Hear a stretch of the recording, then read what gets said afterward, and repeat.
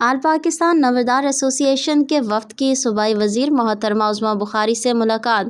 جویا news plus registered کے civil secretariat سے نمائندہ خصوصی کی رپورٹ کے مطابق پاکستان نمبردار ایسوسی ایشن کے مرکزی صدر چودھری یعقوب صابر اور چیئرمین مشاورتی کمیٹی ماہر سجاد جچکانہ اور آل پاکستان نمبردار وومن ونگ صدر پنجاب محترمہ تسلیم کوثر نے صوبائی وزیر انفارمیشن اینڈ کلچر محترمہ عظمیٰ بخاری سے ملاقات کی۔ ملاقات میں نمبردار کنونشن کے انعقاد کے بارے تفصیلی گفتگو کی گئی۔ گفتگو میں نمبرداران کے عددی لحاظ سے حاضری کو کس طرح یقینی بنانے اور کنونشن کے انتظامات کو جلد حتمی شکل دینے پر بھی بات کی گئی۔